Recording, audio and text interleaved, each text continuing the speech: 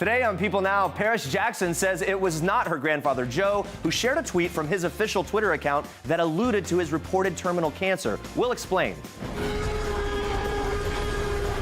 Jurassic World: Fallen Kingdom dominates the box office all around the world. Baby Gaines is here. Fixer-upper couple Chip and Joanna Gaines opening up about the meaning behind their new baby boy's name. Prince William visits Jordan solo and apologizes for Kate Middleton's absence. And Game of Thrones fans still buzzing over news of co-stars Kit Harington and Rose Leslie tying the knot. We'll tell you everything we've learned about their big day. It's all today on People Now.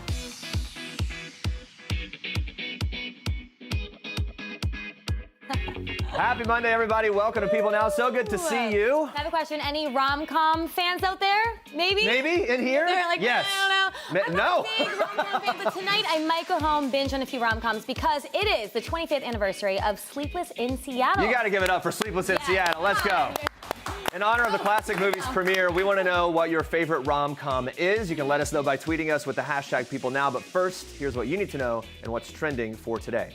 Prince William is marking his second day in Jordan by visiting one of the country's greatest tourist attractions, the archaeological site of Jerash, a first-century city that is home to the largest Roman remains in the Mediterranean region. And his wife, Kate Middleton, was on his mind during that visit. When she was a toddler, her family actually lived in Jordan while her father worked for British Airways in Amman. And when she was just 3 years old, she visited these exact ruins with her sister, Pippa. But for this trip, Kate remained at home in England with the couple's children, Prince George, Princess Charlotte, and 2-month-old Prince Louis. At a party shortly after his arrival in Jordan Sunday night, William noted that Kate is, quote, very sorry she cannot be here with me, but her family remembers very fondly the time they spent in the country. Now, on today's visit to the ancient site, William was escorted by Crown Prince Hussein of Jordan, who is just 23 years old.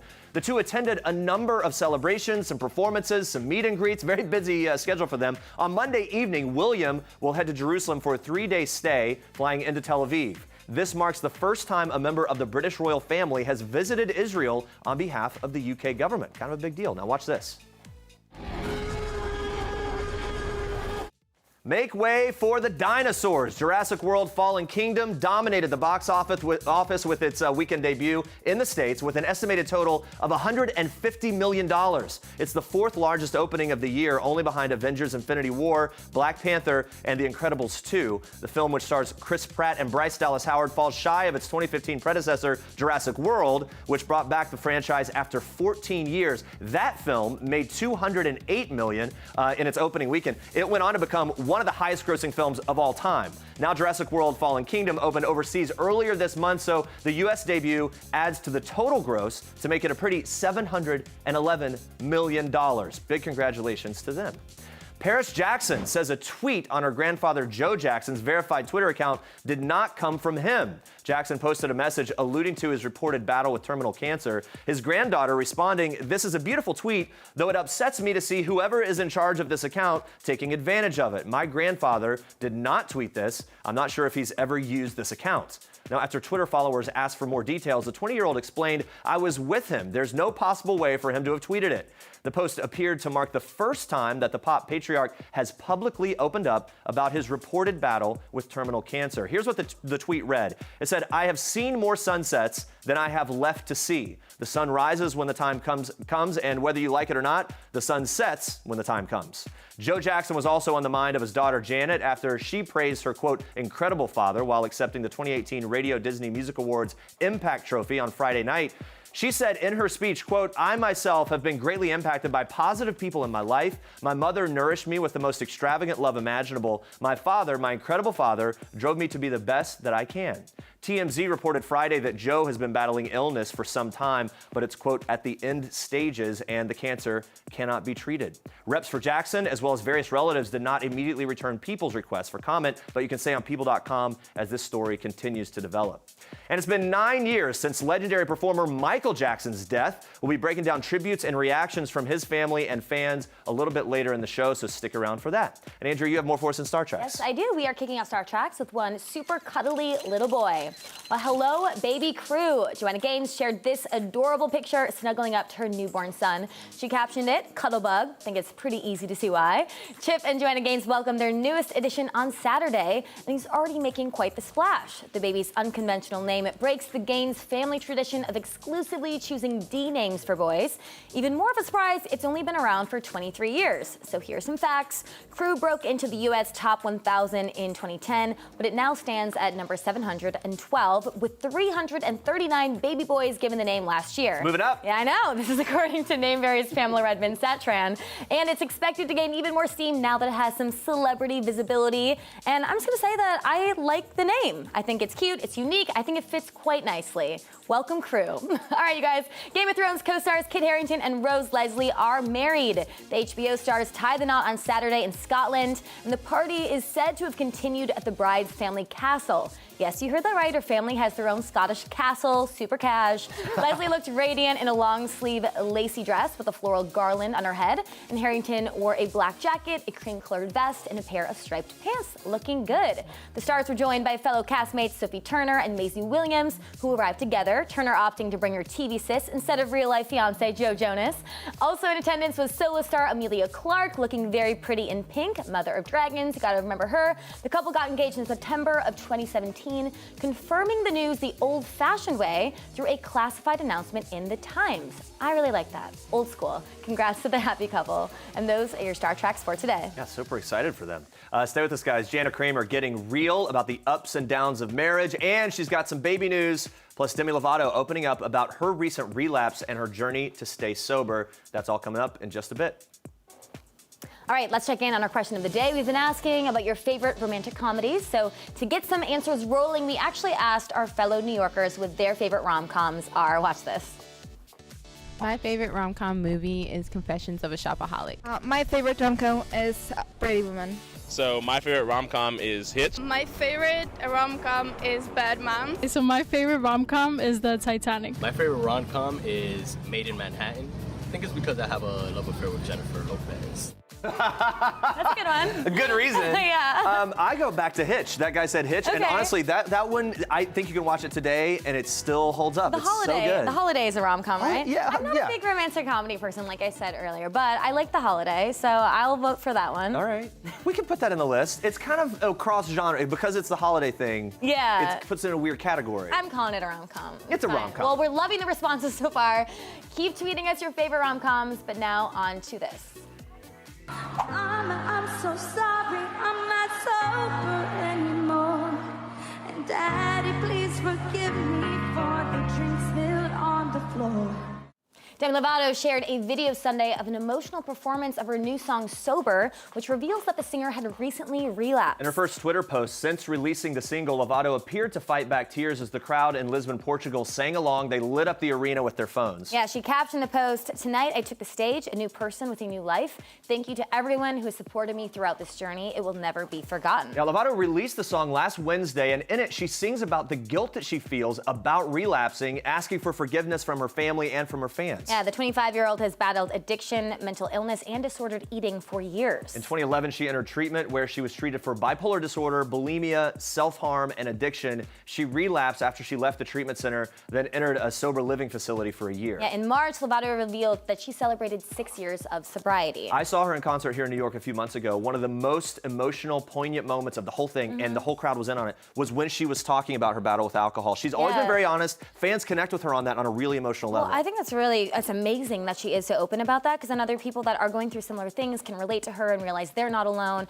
I'm always rooting for Demi Lovato. By the way, people can also relate to the whole relapse thing. So it's good that she's being honest about some of the setbacks in the midst of her recovery. I Yeah. think that's something that's really encouraging for people too. Yeah. All right, there you go. Move on to this, guys. Jana Kramer expecting her second child after multiple miscarriages and reconciling with her husband, Mike Cossins. Yeah, the singer opens up to people exclusively about her pregnancy journey, saying, quote, "I'm so excited. We lost in October and then then we did an IVF cycle and we lost in February. So I want to be able to be like, hey, I know it's hard, but just try to have some hope. The country star, who's due in November, opens up further about becoming a mom again in the latest episode of her podcast, which is called Wind Down with Jana Kramer. Yeah, after suffering 5 miscarriages, Kramer says she became pregnant naturally this time through tracking her ovulation cycle with the Eva bracelet. Kramer also reveals to People that she wanted to wait for baby number 2 until she and her husband Mike Caussin's relationship was healthy again. Yeah, 7 months after welcoming their now 2-year-old daughter Jolie, news broke that Kramer and the former NFL tight end were taking a break because Caussin had been unfaithful. So he later entered a rehab facility for treatment, and the couple have been working hard on their marriage for the last 2 years. Apparently they're making some headway. Yeah, but now with their relationship back on track, Kramer has been leaning on her husband during her most difficult days. She tells People this, here's the quote: "The first pregnancy was tough. He was going through his thing that I didn't even know about,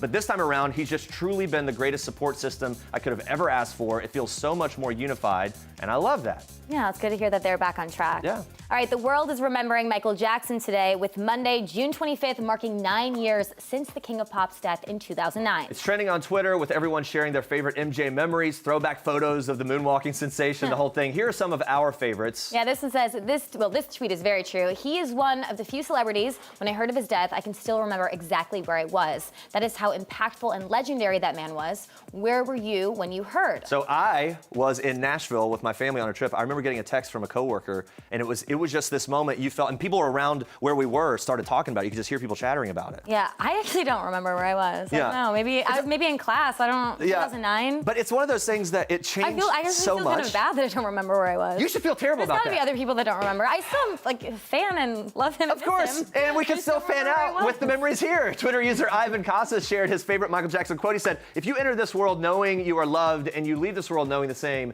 then everything that happens in between can be dealt with." He goes on to add RIP to the king of entertainment. Yeah, and we're also loving the photos that Lorraine King added to her tweet tribute. Talk about a throwback there. Look She at added that. the caption, "Gone far too soon." He was just 51 years old when he died, so obviously very true there. Well, finally, Twitter user Answers to None posted this black and white photo of Michael with a really thoughtful caption, reading in part, "Growing up with him and his artistry was a privilege for my generation. We thought he was superhuman in his talent, his humanitarianism, his creativity. There is no comparison." That's very well said. Yeah, Michael's daughter, Paris Jackson, who's now 20 years old, tweeted out her appreciation of all the tributes. She wrote, quote, "Thank you all for the love you've sent during this time." Obviously special for her to hear from fans. And in another tweet posted around the same time, Paris said this, quote, "Blessed to have a family that comes together the way the Jacksons do."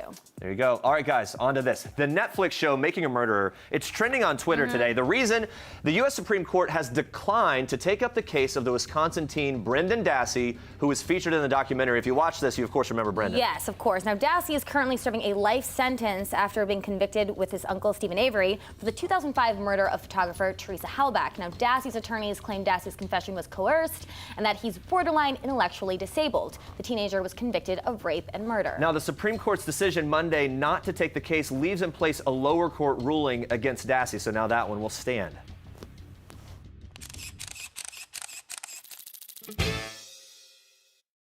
After the double murder at the Opa-locka apartment complex committed by Robert Rozier, a Yahweh follower, Yahweh Ben Yahweh launches a successful publicity campaign to clean up the image of his cult.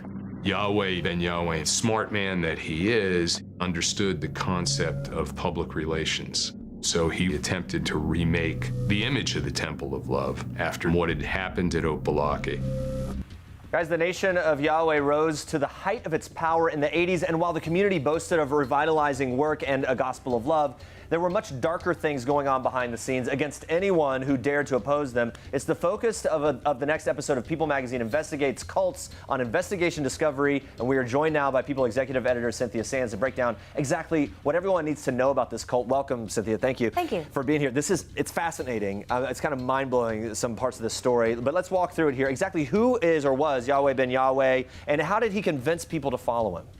Yahweh Ben Yahweh actually started off as Hulon Mitchell. Okay. He was the son of a preacher in Oklahoma. but he was incredibly charismatic. And he grew up to be a preacher himself, preaching this gospel of black empowerment. He said that black people were the chosen people mentioned in the Bible.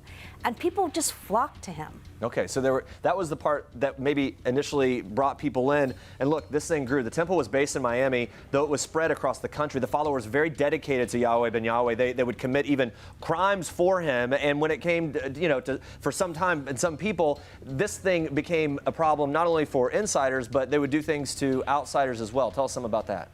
It was incredibly tight-knit cult. Essentially, he could tell his followers to do anything and they would do it. Go kill somebody, they'd do it. Set a building on fire, they would do it. And he kept them all under strict control. He asked some of the men, they had to be circumcised right in front of him as adults with no anesthesia. Wow. They would do it. So, yeah, if that's not pretty bizarre, and at that point you have total control. Yeah. So Yahweh ben Yahweh became untouchable because of the work that he was doing throughout communities in Miami. His followers were cleaning up rundown areas. He was even given a key to the city at some point, which is pretty incredible. But what was ultimately the downfall? How did he get caught?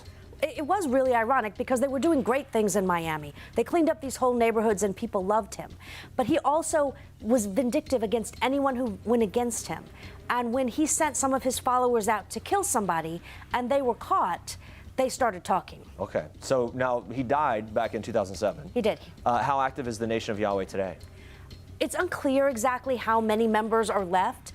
Certainly after his arrest and the cult was brought down and there wasn't any real presence, but it could start again. All right, so this is just kind of the tip of the iceberg here on this whole story. Thank you for being here and giving us some of that information, guys. Make sure to check out People Magazine Investigates Cults, Monday, 9 p.m. Eastern on Investigation Discovery.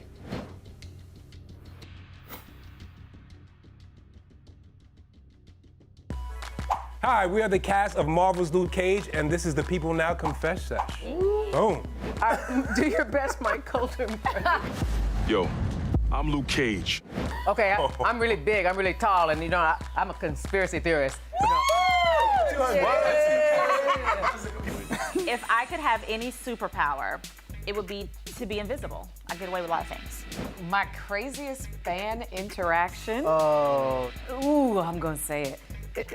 Please stop sending me stuff in Instagram DMs of your body parts. That's all I'm gonna say. I'm not in the market for a sidekick. Who says you're not my sidekick? A cast member most likely to forget his or her line. That's a great one. I'm gonna throw somebody in the bus who's not here. My boy Sean Ringo. I love Sean. Sugar. If I could be part of any Marvel universe, I'm part of the one I want to be part of. Hey, My legacy is right here.